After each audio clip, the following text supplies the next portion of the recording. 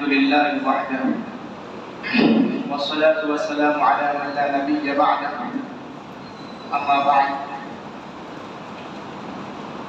أساتذتي الأجلة ورفقائي في التعليم والتدريس والطلاب الكرام السلام عليكم ورحمة الله وبركاته. أولا أشكر الله سبحانه وتعالى أنه أتاح لنا هذه الفرصة الغنيمة المغنمة المستفيدة والمستفادة في هذه المدرسة،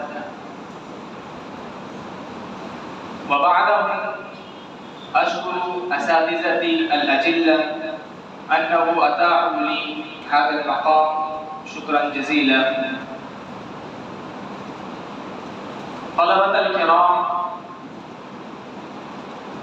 لا بسهل ولا اجتراء ولا جسارة أن أتكلم بكم بحضور أساتذتي الأجلة الماهرين والباهرين في لغات عديدة، خاصة في اللغة العربية وفي اللغة الإنجليزية، لكن تحت الأصول الأمر فوق الأدب. أنا مأمور أن أتكلم بكم بحضور أساتذتي الأجلة. طلاب، بمناسبة هذا المجلس، مجلس العلم والعلماء، أريد أن أبدأ كلامي بفضيلة العلم والعلماء ما جاء في الكتاب والسنة. قال الله تبارك وتعالى في قرآنه المجيد: أعوذ بالله من الشيطان الرجيم، إنما يخشى الله من عباده العلماء. في هذا المجلس كل منا عالم، وإلا فهو يكون في المستقبل إن شاء الله عالم، ويقال عالم إن شاء الله. فقال الله تبارك وتعالى في القرآن المجيد: إنما يخشى الله من عباده العلماء. ما معنى الخشية؟ من العالم؟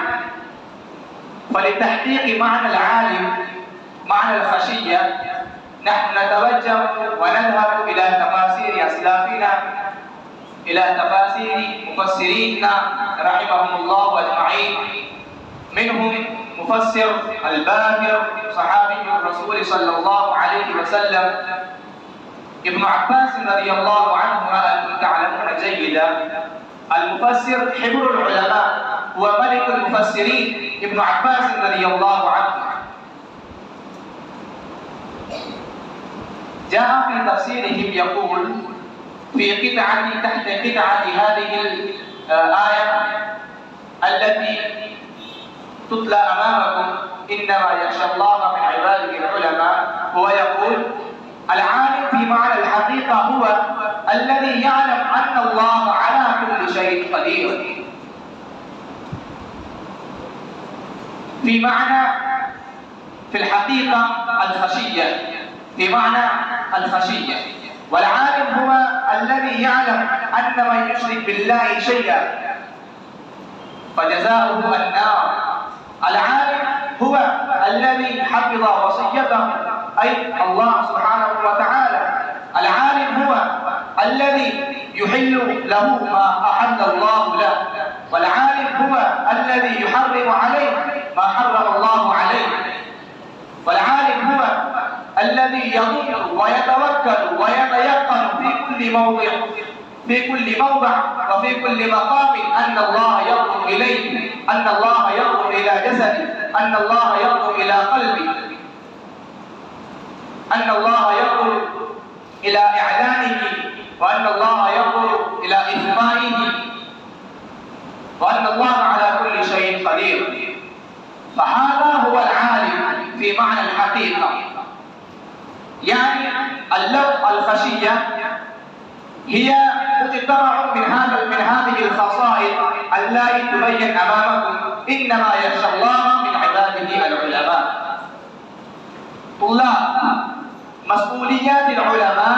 مسؤوليات العلماء تبين كثيرا في أحاديث الرسول صلى الله عليه وسلم.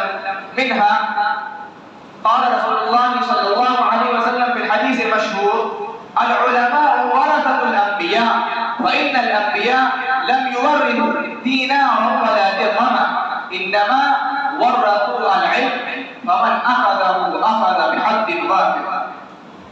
في هذا الحديث بين رسولنا الأكرم صلى الله عليه وسلم أن للعلماء فضائل كبرى على غير العالم، أن للعلماء حيثية عجيبة عظيمة كبرى على غير العالم.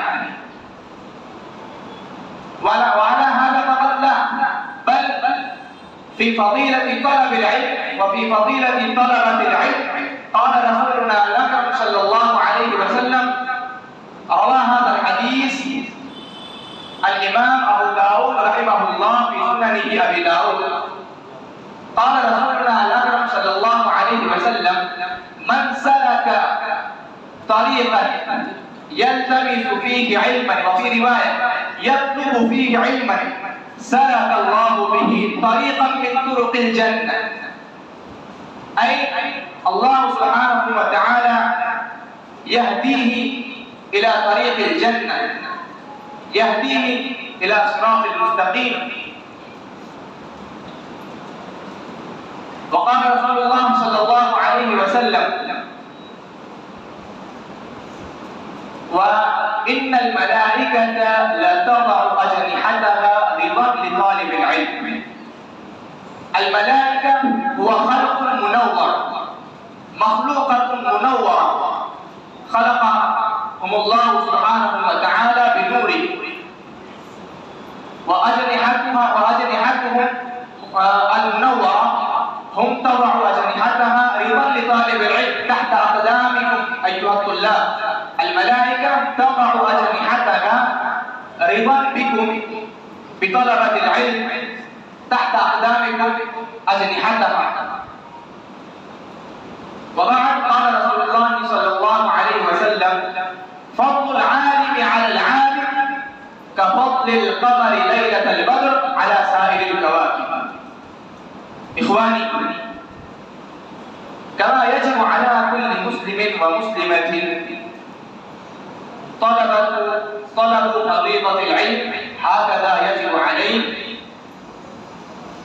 أن يحفظ على نفسه خصائل حسنة التي تبين في الكتاب والسنة، كما جاء في الكتاب المقدس في القرآن المجيد. قال الله تعالى: ادفع بالتي هي أحسن السيء، ادفع بالتي هي أحسن، فإذا الذي بينك وبينه عداوة كأنه ولي حميم.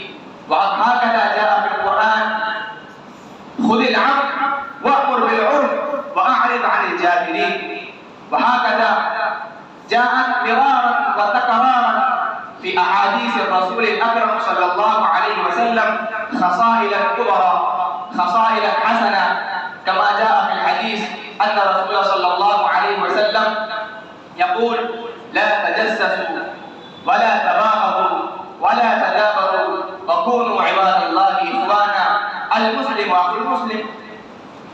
وهكذا يجب على كل مسلم ومسلمة أن يتجنب وأن يترك خصائلا رذيلة، كما جاء في الكتاب المقدس: لا يسخر قوم من قوم عسى أن يكونوا خيرا منهم، ولا نساء من نساء عسى أن يكون خيرا منهم. وهكذا في موضع آخر: ولا يتنابزوا بالألقاب. وهكذا لا ترفعوا أصواتكم فوق صوت النبي. فهذه الخصائل الحسنة التي تبين في الكتاب. وجاء في الحديث الشريف آيات المنافق. آيات المنافق ثلاث: إذا حدث كذب، وإذا وعد أخلف، وإذا اؤتمن خان. فعلى كل مسلم ومسلمة واجب أن يتجنب من هذه الخصائل المنافقة. وفي أخيرا أيها الطلاب، أكتفي بهذا الحديث المشهور أن الرسول صلى الله عليه وسلم يقول: المسلم من سلم المسلمون من لسانه ويده. في هذا الحديث نحن ننظر ونحن نفتش، فنحن نعلم أن في هذا الحديث حكمة خفية، وهي أن اللسان هو يقدم على اليد. ما الحكمة؟ الحكمة في هذا الحديث يحدث المحدثون أن اللسان جراحات السنان لها التيام، ولا يلتام ما جرح اللسان. أكتفي بهذه الكلمات، وآخر دعوانا عن الحمد لله رب العالمين.